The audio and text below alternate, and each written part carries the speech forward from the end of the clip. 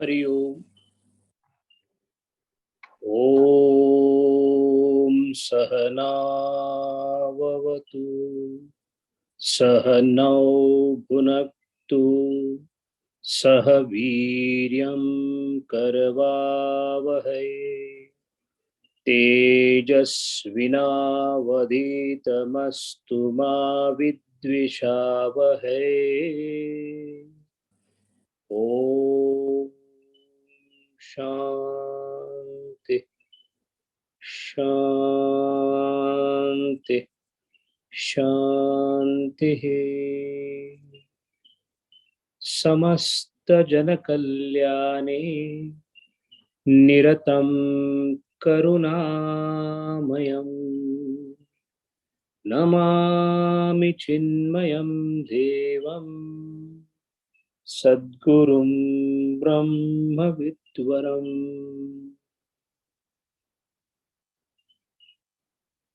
Hari Om.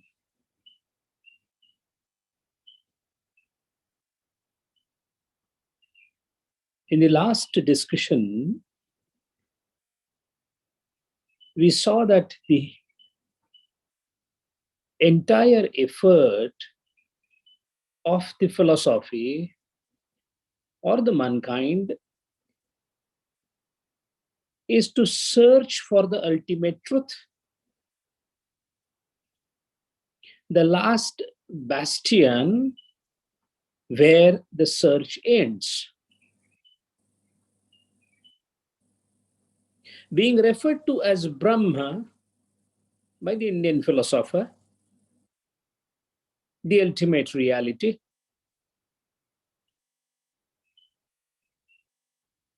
The reality where all the questions end, the interplay of pain and sorrow ends.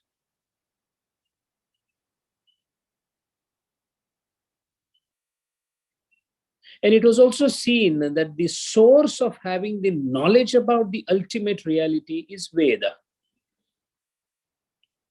So all the Astika Darshana invariably try to decipher and interpret the Veda so as to approach the ultimate reality. The Nastika Darshana, the Charvaka, the Buddha, and the Jaina, they try to resolve the same thing without taking recourse to the Veda.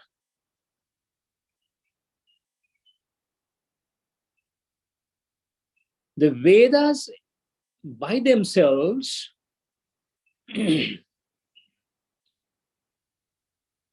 have Brahmana, Samhita, Aranyaka, and the Vedanta or the Upanishad. Which part of this should be taken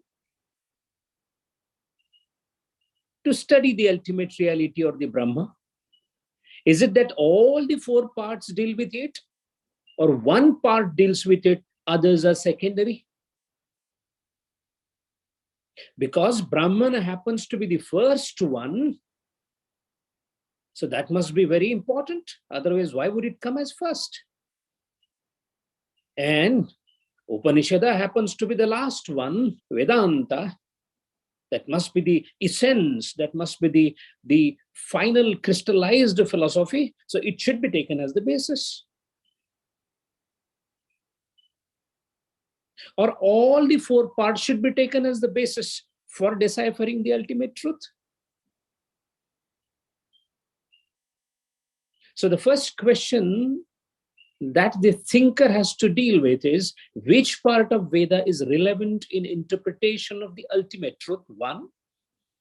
Second, if at all we take a certain part or all the parts, how do I interpret it? What are Veda's Rucha are trying to say? What it mean to me need not mean the same thing to other.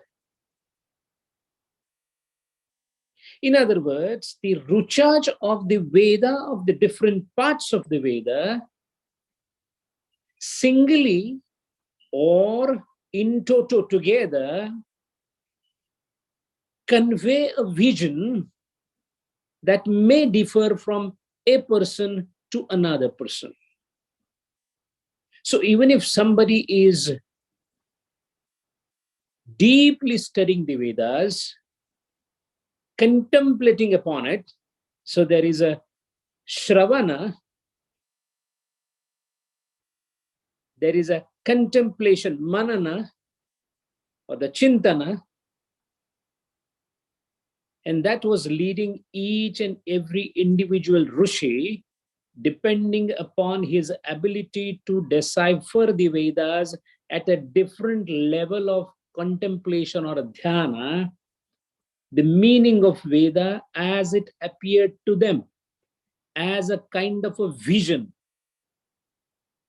was then reinterpreted by them as the essence of philosophy of the Vedas, talking about all the aspects of our living, including the ultimate truth, Brahma. This gave rise to the birth of darshanas. We have direct vision, intermediate, or the intuitive vision of the ultimate reality while studying the Vedas, that led to formation of certain set of philosophies called darshana. Darshana is mental visualization of the purport of the utterances in Veda, ultimately leading to the ultimate reality or the Brahman. So the streams of philosophies that got generated based on this methodology of contemplation or the dhyana led to 6 different sets of visualization or darshana. It is that wisdom which dawns after deep contemplation through the act of meditation, at times bordering on samadhi, leading to the opening up of the real meanings of utterances in Veda. We all know there are 6 darshanas, usually taken together in the pair of 2 because of the proximity of the philosophical basis, as Nyaya Vaisheshika. Now, Nyaya Vaisheshika is always taken together, although Vaisheshika is older than the Nyaya, so it should be Vaisheshika Nyaya, but according to the Dvandva Samasa rule, the shorter word is always taken first, so Nyaya Vaisheshika. We don't call Lakshmana Rama, we call Rama Lakshmana. Rama is shorter than Lakshmana. Dvandva Samasa Niyama. So Nyaya Vaisheshika, Sankhya Yoga, Purva Uttara Mimamsa. Such are the pairs of the 6 darshanas. The darshanas differ from each other. However, they have certain things common amongst them. The very reason why we are trying to take a glimpse of darshana, we are not going to study darshanas in detail, that is not the subject, but having at least a cursory knowledge of darshana is important in understanding Brahma Sutra. The very first sutra of Brahma Sutra starts with the word atha, athato Brahma Jidnyasa. Atha, atha, ataha. Atha means now. Here it goes. Atha. When now means it precedes some preparation, that is why the word atha comes. most of the divine scriptures, as we call them, usually start with the word atha, atha yoga jidnyasa, atha yoganushashanam. That is the first sutra of Patanjali Yoga Sutra. Athato dharma jidnyasa. This is the first sutra of Jaimini's Purva Mimamsa. Atha now presupposes certain kind of preparation by which you have arrived at this point and then started the study further. So Brahma Sutra study presupposes the detailed study of the darshanas as well as different types and subtypes of Uttara Mimamsa or the Vedanta Darshana in the form of Kevala Dvaita, Vishishta Dvaita, Shuddha Dvaita, Dvaita Dvaita, Bheda, Abheda, etc. It also presupposes the study of Vedangas and Upavedas, the Nirukta, the Chanda, the Kalpa, the Vyakarana, the Jyotisha is expected to be mastered by the person who is now approaching to study the Brahma Sutra. And it is not only the theoretical aspect of the study of all these different aspects of the Vedic Vangmaya, but in addition, he is expected to have gone through the same series of contemplation so that he has understanding of all these darshanas to an adequate extent, whereby now he has reached a stage where there are minute and subtle questions that have arisen in the mind, and those questions about the interpretation of the Vedas which have arisen in the mind after the deep contemplations are being answered in the Brahma Sutra. That is why Atha, since we are not having in-depth knowledge about all the darshanas, the Upavedas and the Vedangas, we shall at least try to have a cursory knowledge so that it becomes a bit easier when we do the pravesh into the Brahma Sutra. In that context, the cursory knowledge of darshana is important.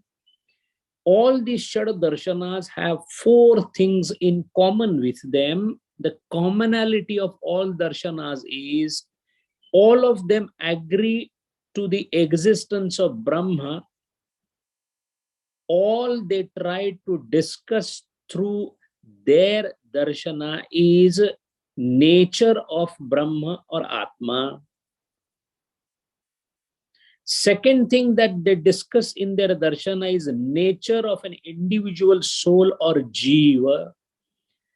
Third is they try to see the creation of Jagat or the world, universe. And third is Karana Saha Dukkha Nivrutti, which results into moksha. So the nature of the moksha and sadhana for the moksha. These are the four common aims undertaken by all the darshanas. And in the pursuit of these four aims, they differ in the interpretation of Veda as per their prominent Rishi. Not going chronologically, but if we take Sankhya as the first darshan, the very reason why we are taking Sankhya is because while studying Patanjali Yoga Sutra, we have seen, at least scratched the surface of Sankhya Tattva Jnana and the Yoga Tattva Jnana. Sankhya is the oldest of the darshana, and it is a rationalistic philosophy. Rationalistic meaning thereby it is dependent on the reasoning, not on the sensory perception. Anubhava has no basis in Sankhya Tattva Jnana. It is purely threadbare dissection with the help of an instrument called reason. Nyaya Vaisheshika is through the sensory perception or the anubhava. So anubhava in the vyavahara that we get is granted a good amount of importance by Nyaya Vaisheshika, and from that basis then they have gone into the depth.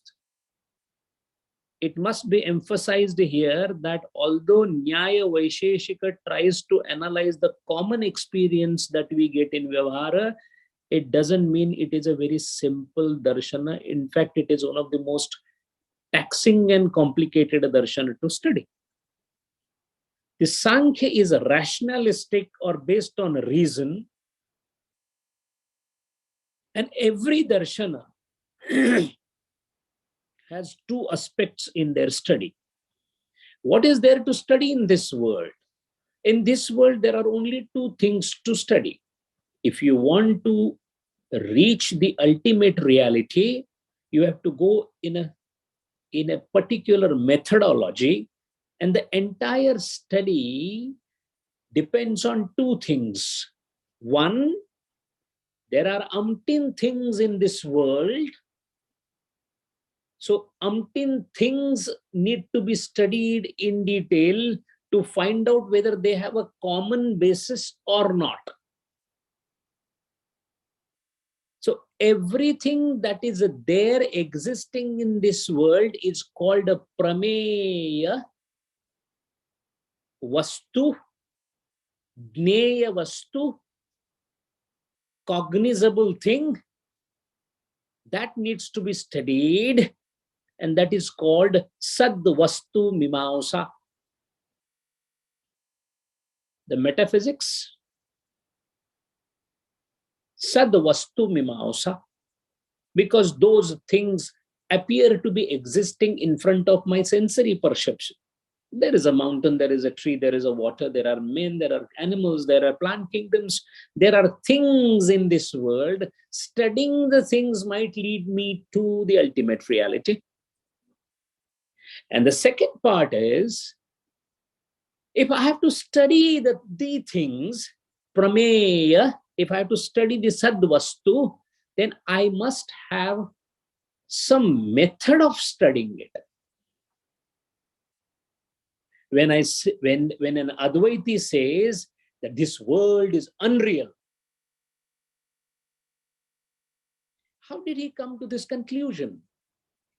What is the pramana that he used?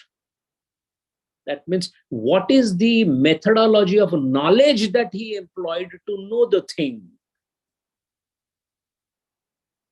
So for that prameya, jneya vastu, pramana is used. Pramana is the modus operandi of studying a particular thing, the methodology.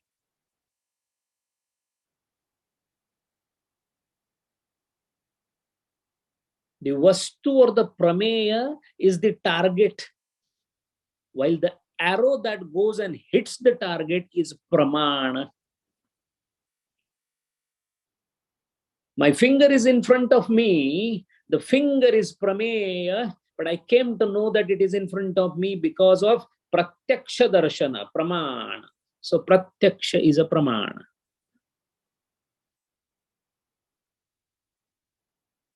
So prameya shastra and pramana shastra, sadvastu mimamsa,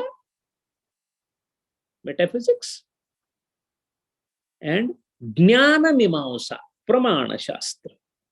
So all the darshanas use different types or methodologies to study the nature of a thing. So that is why pramana differs in each darshana. Some of them do not agree with others. The maximum number of pramanas are 6 in number. So there are pramana who only believe in, there are darshanas who believe only in 2 pramana, 3 or 4 or 5 or 6. Sankhya believes in 3 pramanas, Pratyaksha, direct perception, Anumana, inference, and Shabda. Shabda Pramana is that which has been told to us by those who knew it. The scriptures, Agama, Shabda, utterances of the Rishis.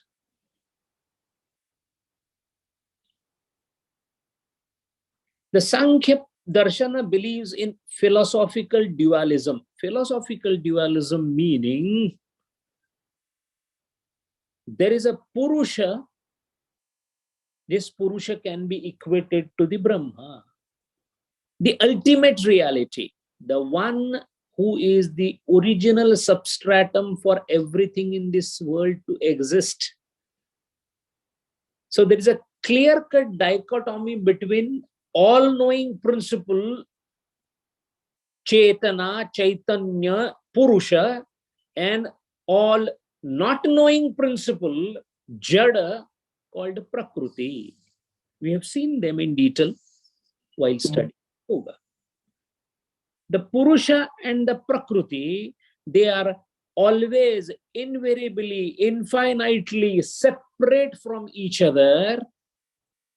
However, the individual Jiva does not realize this separation, leading to his bondage. So the bondage of individual Jiva is the failure of the Jiva to see Purusha and Prakriti separately. The moment individual Jiva sees the Purusha and Prakriti as separate, it is called Purusha Khyati or Viveka Khyati, knowing the Purusha, because knowing one itself means knowing that the other is different. Moment that happens, the bondage gets over, and this overcoming of bondage leads to a state called Kaivalya, which can be equated to moksha of other darshanas. Sankhya and Purva Mimamsa, these are the only two darshanas who do not accept God or do not speak much about existence of God. And the reason is very simple.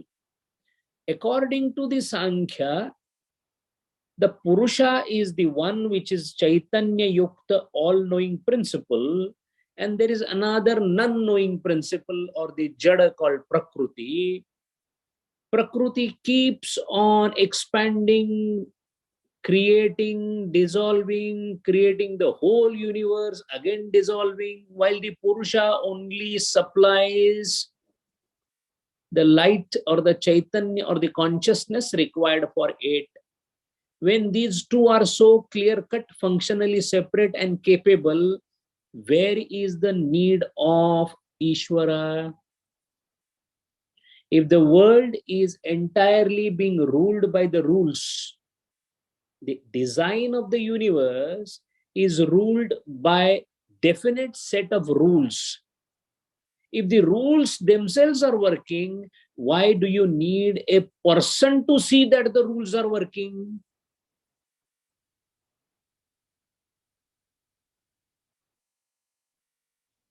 The constitution of a country lays down the rules. According to the rules, everybody is working, right from prime minister up to the lowest possible clerk.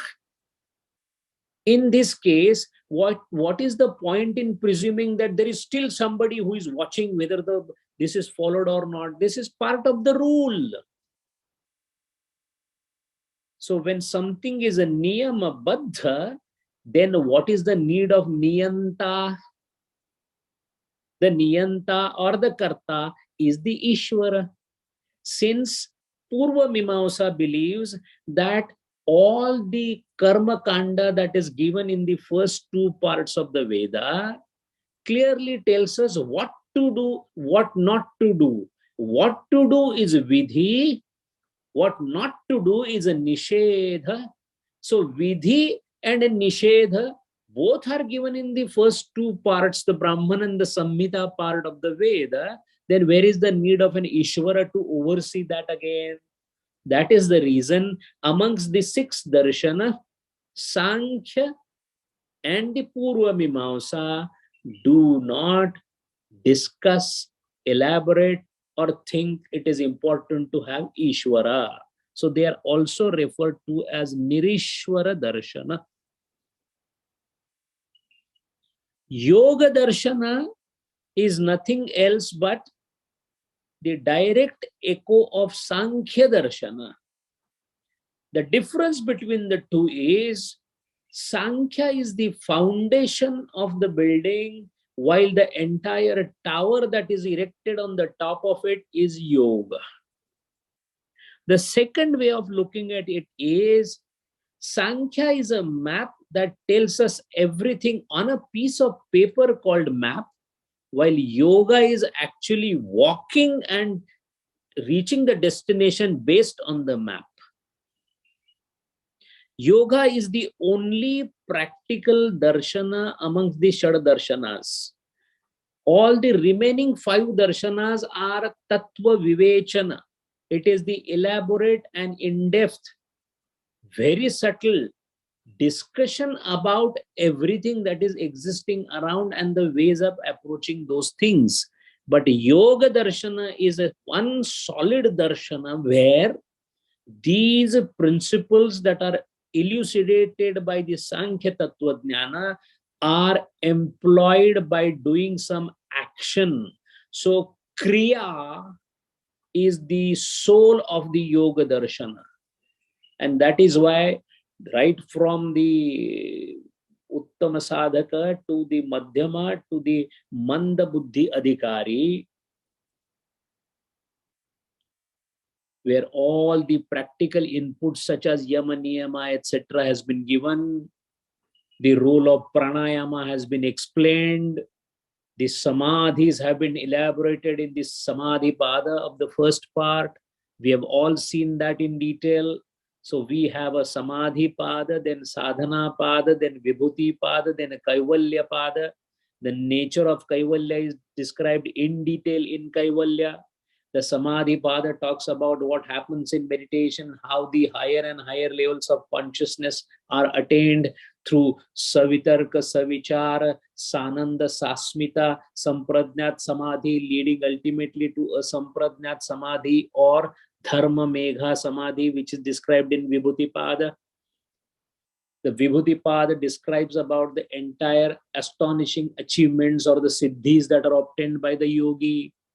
The Sadhana Pada actually and precisely describes the exact methodology to be employed by the yogi to achieve the accomplished state. So the Yoga Shastra is emphasizing on the sadhana and the sadhana. When it comes to the Nyaya Vaisheshika, the Nyaya Sutra and the Vaisheshika Sutra, the Vaisheshik is the older of the two. Now, in Nyaya Vaisheshika, the way Sankhya Yoga is together, taken together to study, or because there is a lot of parallel between them, the Nyaya Vaisheshika also are, though not identical twins, they are almost like brothers to each other.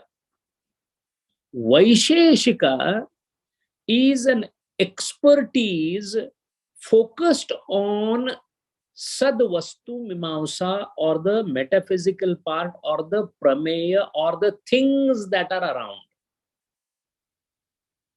This whole universe, including our tangible and non-tangible thing, the Vastu that we see in the form of a shape like mountain, river, plant and animals, etc., as well as the abstract things like mind, Atma, etc., all these are called as things that need to be studied. They are all referred to by a common word called Padartha. So Vaisheshika is a Pradhanataha Prameya Shastra. It is also called as a Shastra of Jneya Vastu Vyavastha.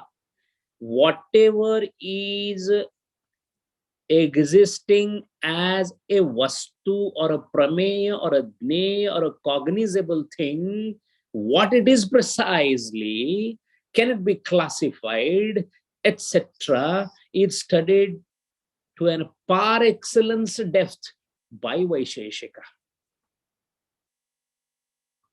It is said that nowhere you could get a philosophy that is so tightly interwoven and absolutely methodically described for the nature of a thing as Vaisheshika. The Rishi Kanada Kashyapa founded this Vaisheshika school. We get to know about it from many sutras, the first, many books, the first of the scriptures being Vaisheshika Sutra.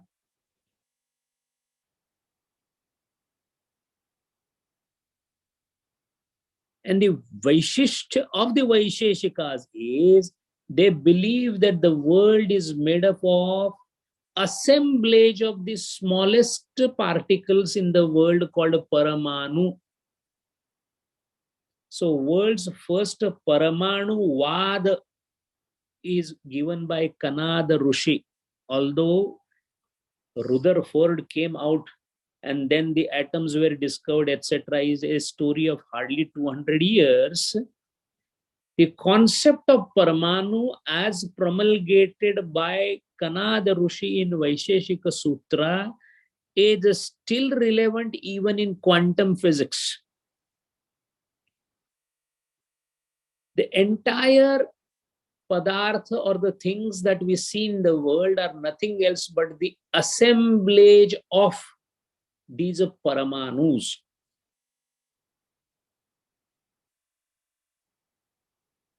When we utter the morning prayers given by Shankaracharya, Aham nacha bhuta sangha, this is how we pray. I am not the assemblage of bhutas, Panchamahabhutas. Here, Vaisheshikas again divide those bhutas down the line. The last indivisible, the last item which cannot be divided further, which doesn't have parts, which is Niravayava, which is not Savayava, is called a Paramanu. So it is also known as atomist theory or a Paramanu Vada Siddhanta. So according to these Vaisheshikas, the world is made up of only 7 padarthas. They may appear plural, they may appear lots and lots in diversity, but they all can be clubbed into 7 classes. They are called padartha. And these padartha are the only jneya vastu in this world. The dravya, guna, karma, samanya, vishesha, samavaya, and abhava. We will not get into the details of any of these. We are trying to have a cursory glance at the darshanas as stated earlier. The Vaisheshikas accept only 2 pramanas, pratyaksha and anuman. There is no third praman. It is noteworthy here to keep in mind that Shabda is not a pramana for the Vaisheshika. Everything that is there in the world has to be either directly experienced or should be inferred. That is why their inference, their anuman is so well developed so that they applied that entirely for the analysis of the Jneya Vastu.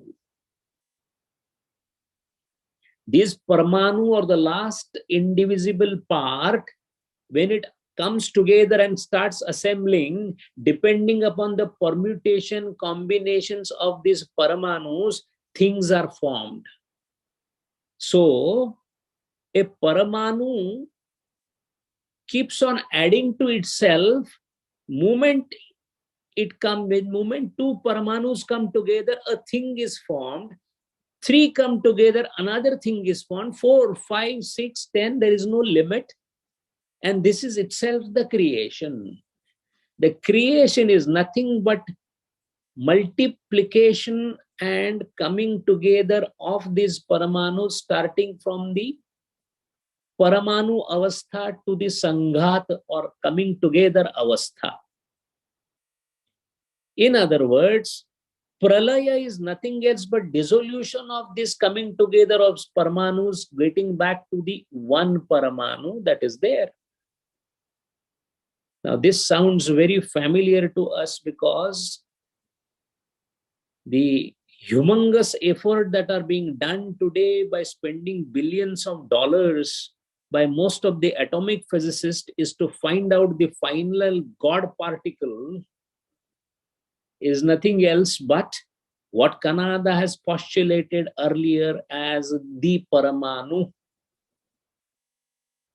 The very concept of atomic physics as of date, in the current state of physics, is that when everything started, it must have a start. And when everything is composed of the multiple elements, and the elements are made up of the atomic particles, and then atomic particles have the atomic subparticles, that means the smallest of the particle, the first particle formation has to be there from where it all must have started. That absolute ultra microscopic particle, which even today cannot be deciphered except by making a particular atom move at a phenomenal speed through a very large circle organized through certain pressures and temperatures, where its presence can be demonstrated by its movement. This is precisely what the experiment is on. This experiment of God's particle is closer to the Parmanu that the Vaisheshikas spoke about.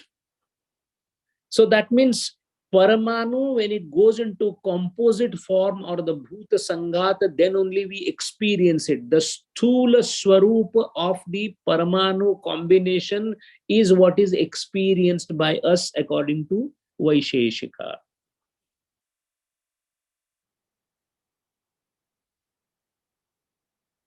So everything that is thought of is called Padartha. Everything that is existing is not the definition.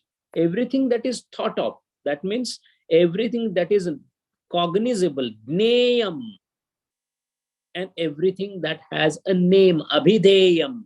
So Jneyam and Abhideyam, that is what is can be thought of and has a name. That is the one which is called Padartha. And when these two padarthas come together, then the guna emerges out of it. So Atma or the Brahma is a type of a dravya according to Vaisheshika, and that is why reaching to the dravya called Atma or the Brahma is the only way to get out of this Bhuta Sanghata or the Paramanu Sanghata, so that we get what is called as moksha. This Vaisheshika was immediately followed by the Nyaya philosophy. Now, in case of Nyaya and Vaisheshika, as told earlier, Vaisheshikas dedicated themselves to Sadvastu Mimamsa, the Jneya Vastu discussion, whatever is seen, what it is precisely, while Nyaya specialized in the arrow that is to be shot from the bow towards the target, the Pramana, the Jnana Mimamsa, the epistemology. How to know the nature of the thing. What is the nature of the thing? Prameya Mimamsa. How to know the nature of the things? Pramana or the Jnana Mimamsa. That is why one of the darshanas who has gone to absolutely, in true words, dizzying heights of logic is Nyaya Darshana. It is very commonly said that if two Nayayikas, two people with a Nyaya are discussing with each other, it is better to remain few kilometers away from them because the mind will start becoming dizzy. It is one of the classical example of how the buddhi can be stretched purely on the basis of reasoning, pramana, to the extent that the tarka or the logic is nothing else but nyaya. And this is because the tarka has been developed par excellence by the Nayayikas. Nyaya is a realistic philosophy in the sense they believe in the separate existence of things around. Things are not imagination of the mind. They have their own existence. That is realism. Jnana nirapeksha astitva. I cognize a mountain. So the mountain is there because I cognized it, or the mountain has a separate existence by itself. The Nayayikas believe that it has a separate existence by itself. And because the knowledge about the things that are there around us is faulty. We look at the mountain and we call it a mountain and we say we have knowledge about the mountain. This vyavahara jnana or the sensuous perception that we have is not the right kind of knowledge.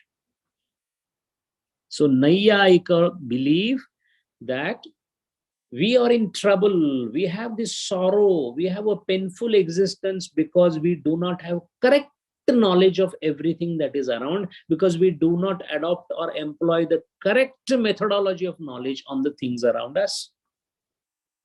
So if we get the correct knowledge of everything, there is definitely a possibility of dissolving all the human sufferings.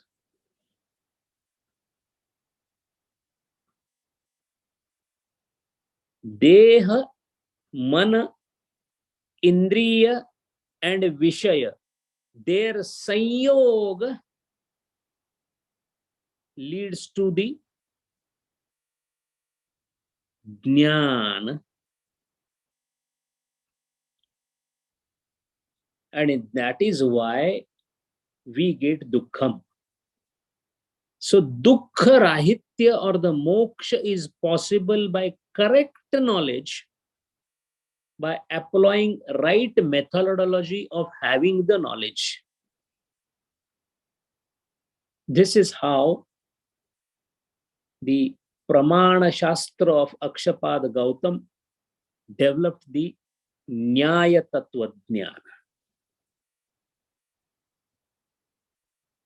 The Mimamsa, although it is called Purva Mimamsa and Uttar Mimamsa, since Uttar Mimamsa is commonly known as Vedanta, the word Mimamsa is almost reserved for Purva Mimamsa. So when we only say Mimamsa, we are referring to Purva Mimamsa. The Mimamsa is a Shastra, is a Darshana, which is again developed by none else than Jaimini Maharaj. The Jaimini Rishi developed this darshana called Purva Mimamsa, which was later on then expanded by Shabar Rishi, Prabhakar Rishi, and the Pandit Kumarila Bhatt, with whom Shankaracharya has had a dialogue. Even when Kumarila Bhatta was almost in dying state. And the Mandana Mishra was the Shishya of Kumarila Bhatta. The Purva Mimamsa has a completely different approach towards the Vedas. The Advaita refers to the first two parts of the Vedas as Karma Kanda. A lot of karmas are described there, the puja, the archana, etc., gods and how to propitiate the gods. So that is a secondary. According to Advaita Vedanta, Aranyaka, and more than that, the Upanishada is the essence of the philosophy, and that needs to be studied. Purva Mimamsik are completely opposite of it. They say Aranyaka and Upanishada is secondary. Of primary importance is the Brahman and the Samhita, or the Karma Kanda part of it. In fact, Jaimini Maharaj says, Atha to dharma jidnyasa. According to Jaimini Maharaj, Purva Mimamsa or the Mimamsaka Sutras, all that an individual needs to do in life is to follow the dharma which is enunciated through the acts of performance and acts of avoidance given in the first two parts of the Veda, called Karma Kanda, in the form of Brahman and the Samhita. The Brahman and Samhita, which has enormous emphasis on performance of yajna or yaga. So those yagas, by following the vidhi and the nishedha, are the definite ways of reaching a moksha. Do precisely what has been asked by the Vedas to do. Do not do what has not been asked or prohibited or nishedha by Veda. And this following of Veda is so scrupulous that it goes to the lowest possible level, in the sense that even if you are performing the yajna or the yaga, and if you are offering the arghya, then if the rice is being offered into the yajna, whether this rice should be pounded or not pounded, whether it should be broken grains or unbroken grains, every single detail has been elaborated in Mimamsa Sutra, because Mimamsak believe that even a slight deviation in this Vidhi Nisheda can create a bondage. So Vidhi and Nisheda both are to be followed, because there is an orderly, law-driven, prescriptive life which is required for salvation or the moksha. And when such rules are so finely laid down in the Karma Kanda or the Brahman and the Samhita part, what is the need for the God or the Karta? Karta is Veda itself. Veda has already written it down. So that is why we do not need Ishvara, or if at all the Ishvara has been mentioned in some of the sutras, it is an absolute indirect secondary reference that is made to Ishvara by the Mimamsa Darshana. After seeing all these darshana, it perhaps will help us in reaching to the Vedanta or the Vedanta Darshana, wherein all these approaches of earlier darshanas are kept aside, and keeping Brahman as the sole substratum or the ultimate reality, giving entire emphasis on Aranyaka and mostly Upanishada, the philosophy that is developed is called Vedanta or Advaita or Uttara Mimamsa. The very fact that it is called Advaita presupposes that the whole thing is only one. It's a monist philosophy, not pluralistic. Vaisheshika and all, they believe in plurality. Advaita says, Ekoham. Bahusyam is a sankalpa, Ekoham. So, Keval one. Monism. So, Keval only Dvait, Advait. There is no two anywhere. There is only one. But again, this Keval one was the strongest fortress that was created by Shankaracharya in successfully defeating the Buddhist philosophy.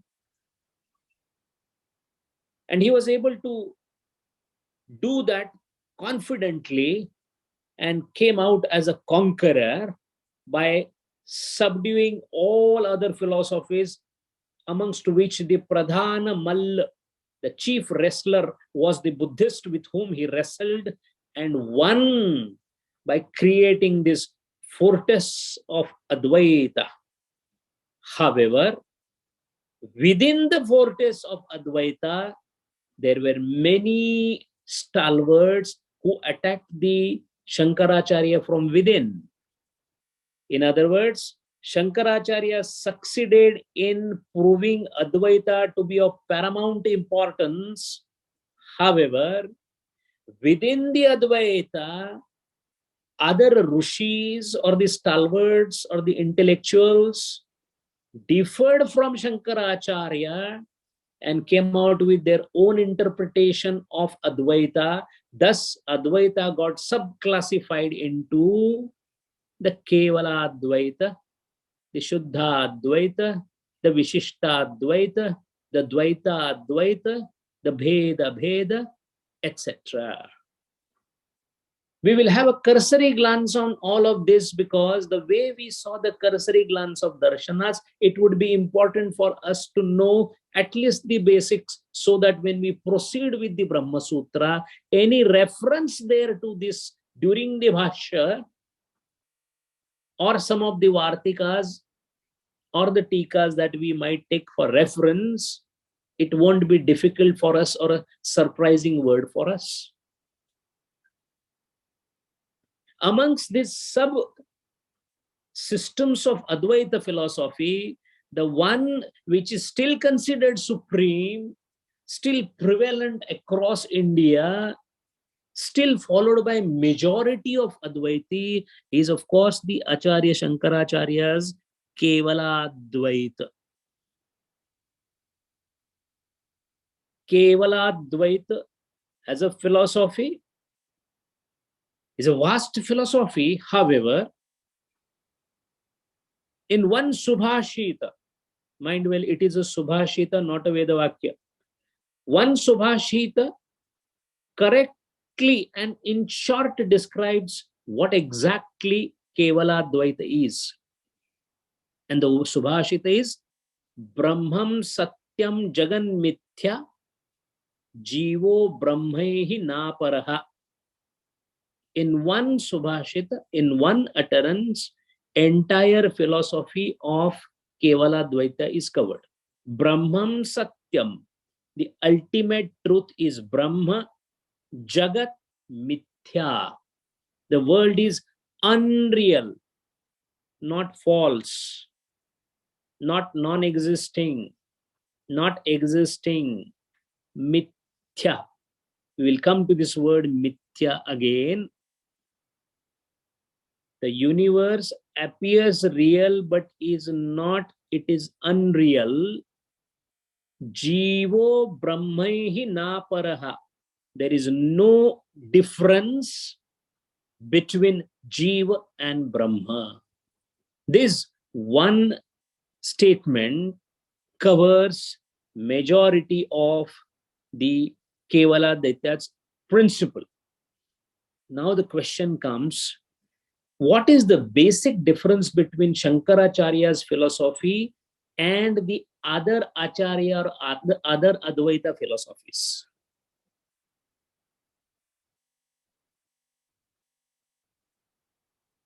The difference is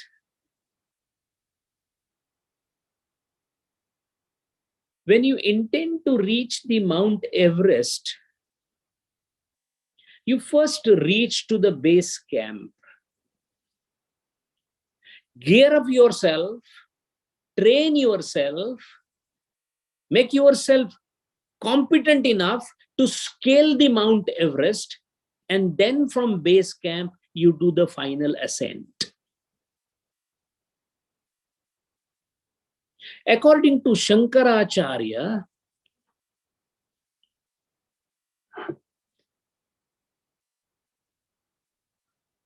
the Paramarthik Satya is ascending the Mount Everest. And the prima facie or the pragmatic or the vyavharika sadhana is at the base camp. And all the theological sciences are at the base camp level. That is why Shankaracharya has no God role in the final ascent. Only the base camp has the role for the God.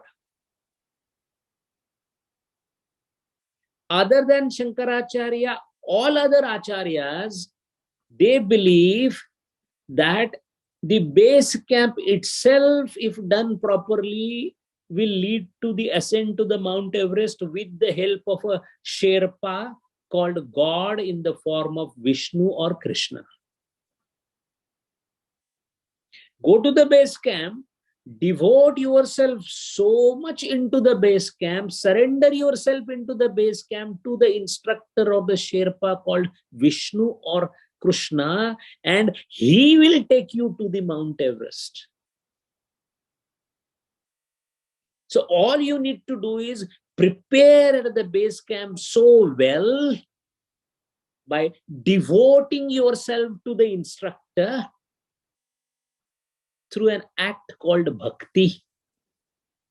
And then forget everything else. He is the one who will take you to the final ascent.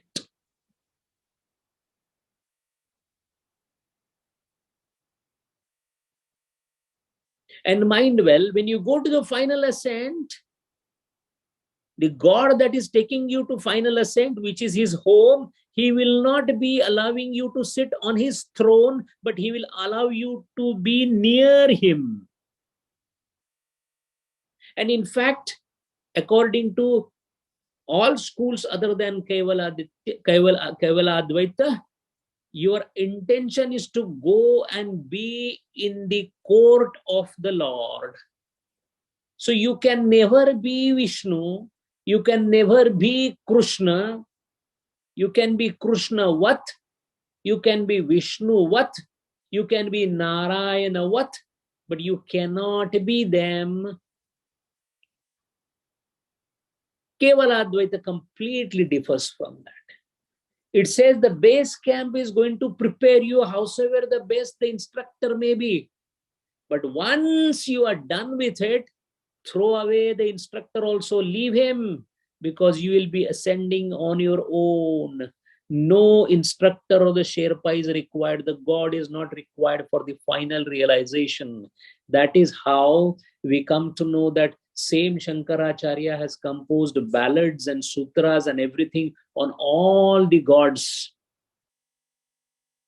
Yet he is always emphasized upon the Nirguna Nirakara Brahma. So all other schools, Saguna Sakar or Saguna Nirakara. Shankaracharya, Nirguna Nirakara. Because a Saguna Sakara, Saguna Nirakara is over at the base camp level according to Shankaracharya. The final ascent is Nirguna Nirakara. And you be one with the top, which is the Mount Everest. There is a complete merger into the Brahman. Brahmeva Brahmibhuta. Brahmavid Brahmeva Bhavati. You know the Brahman, the ultimate reality, and become, you be, not become, be the ultimate reality. While rest of the Advaita schools, you cannot be.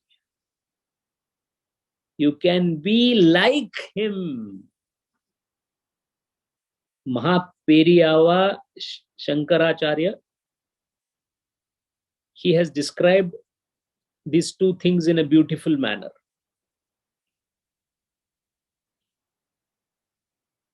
Kevala Advaita is like a square. If you know the sides, you can know the circumference correctly. These are Mahaperiya's word, Chandrasekhar Saraswati Maharaj. If you know the sides of the square, you know the circumference perfectly and correctly. That is Kevala Advaita. But if you see other schools of Advaita, they are like a circle in which you can come to know the circumference by the help of pi. And since the value of the pi is never perfect, it will keep on increasing. How so many or decimals you may add, the circumference will always be point, but short of the actual circumference. Similarly, other than Kevala Advaita, other schools of Advaita presume, suppose in being closer to the ultimate reality, but not the ultimate reality.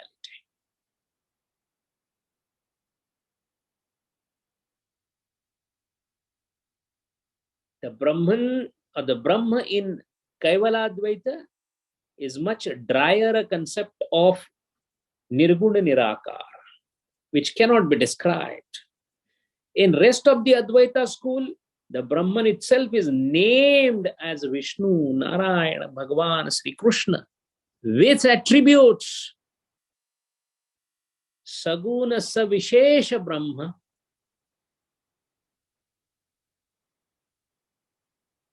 And that is why, if he is Saguna Savishesha, then the world is also his own creation. Why say the world is unreal? It is he who creates it. Shankaracharya differs from that. He says he hasn't created it. It appears to you that it is created. You reach at his place, you will come to know it is not created at all. When you are at the bottom pit, at the lowest level of the mountain, you see that it is existing. But you reach to the top of the mountain at the Kutastha, you will realize that it is no more existing. What are the precise aspects of Kevala Advaita? And what are the precise aspects of other Advaita Darshana?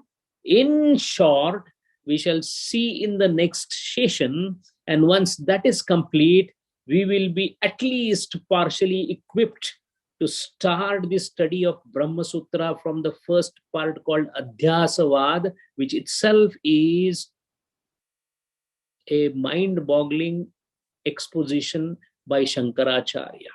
Hari Om. Om Purnamada Purnam Nidam Purnat Purnam Udachyate Purnasya Purnamadaya Purnameva Vasishyate. Om Shanti Shanti Shanti. Harihi Om Shri Gurubhyo Namaha. Harihi Om.